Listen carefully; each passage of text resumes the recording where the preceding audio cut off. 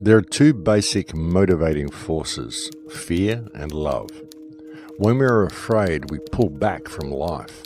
When we are in love, we open up to all that life has to offer with passion, excitement, and acceptance.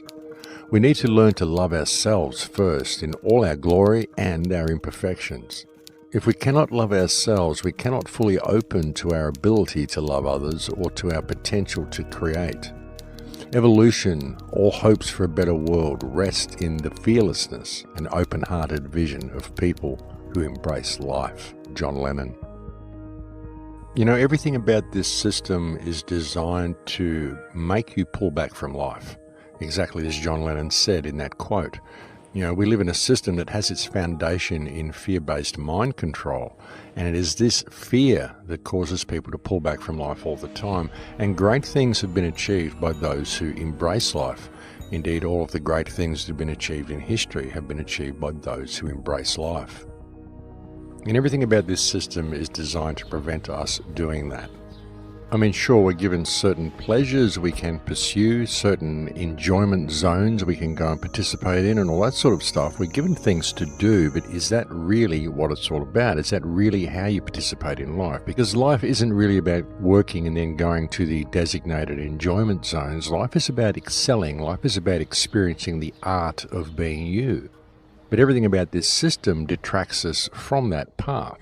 You know, even the spiritual paths that we get led down are usually circular paths that lead us into a little blind alley and keep us locked in there in a state of inaction. And it's the same with most of the things that we're given, which appear to be beneficial to us on the surface. They're presented in that way, but when we really look a little deeper, they're not beneficial at all.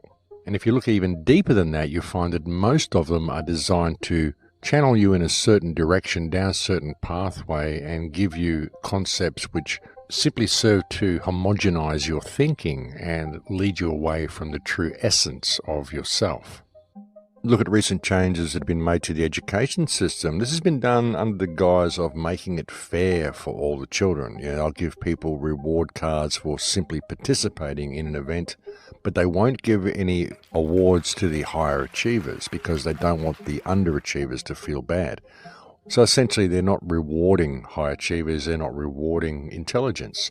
And what this does is it prevents people from excelling. It makes people believe that everybody is of equal brain capacity or equal ability to everybody else. And this simply isn't true. This prevents people from ever feeling that they can excel. It prevents people from leaving school, becoming entrepreneurs, and it basically homogenizes society so that there are no high achievers because there are no underachievers.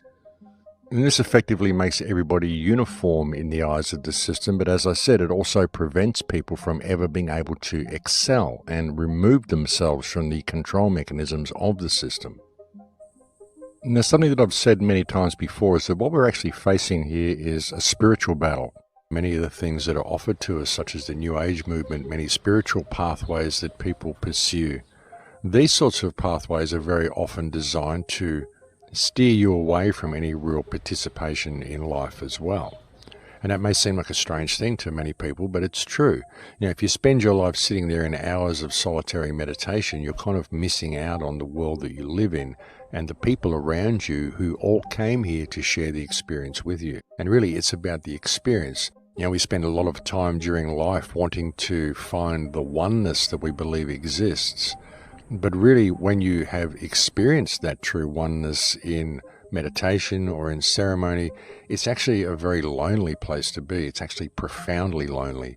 And you're going to get plenty of that after this experience is over. So make sure you don't miss out on the path and miss out on the journey that you're on and miss out on the experience and the joy of duality, the joy of actually having someone to have a conversation with. Duality in itself is how experience happens. Without duality, you can't have any experience because you're simply at one with the entire universe. You are all-knowing, all-powerful, all-omnipotent. Where is there to go from there? Who is there to talk to? What is there to do with all of that information?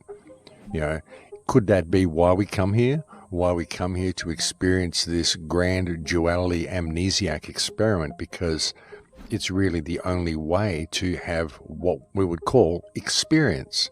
It's the only way to have any real experience at all. And without the amnesia that goes along with it, Well, how would you have anything new ever happen? You'd already know the outcome of everything. You'd already know every experience, every sensation. So you need to come into this reality with a completely fresh slate, not knowing anything, in order to make the experience even worth having.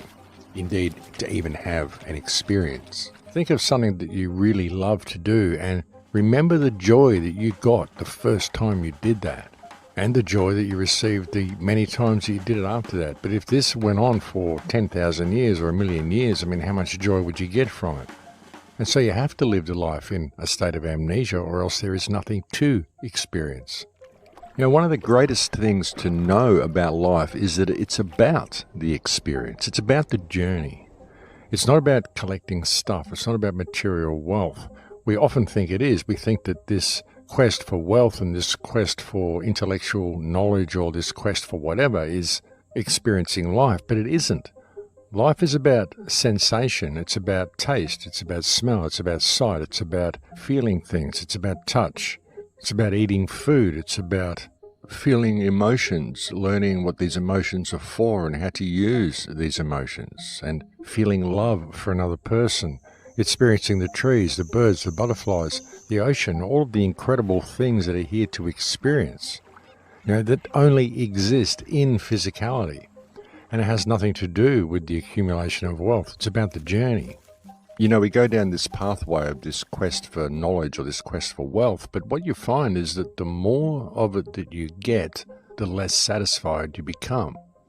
It's an interesting thing. You know, if you gave everybody in the world $10 million or $100 million or $1 billion or whatever, just give them unlimited wealth, probably within a week or two or a month or two, certainly within a year, they'd all be bored silly. They wouldn't know what to do with themselves. If they were able to do everything, they wouldn't know what to do with themselves, because none of the things that they really do in life are real pursuits. You know, like if we get $10 million, what are we going to do? They're going to go and spend it on traveling the world and going to all these places which have all been homogenized to be the same as everywhere else. Or what are we going to do? Buy fancy clothes or a fancy car or a big house or whatever.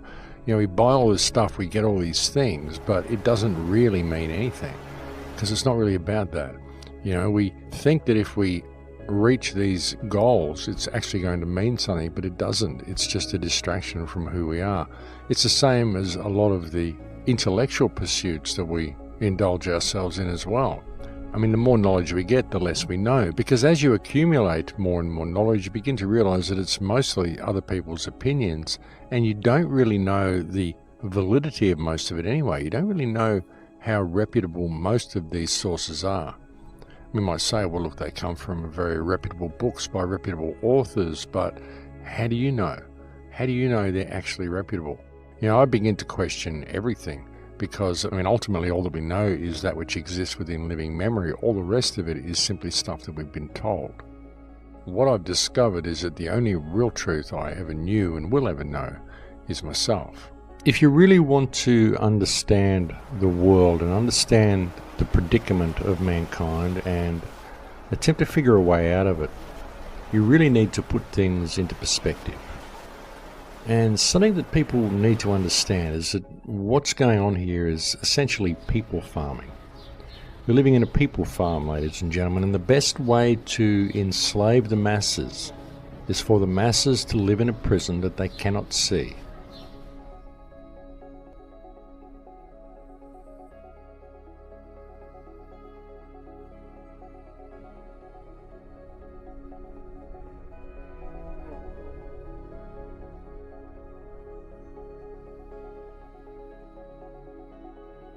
If you found the video informative, then hit the like button, comment your thoughts down and share to spread the word. Also, a sub to the channel would be motivating. Just wait, we also have over 200 videos to watch, just click left or right. Keep inspiring.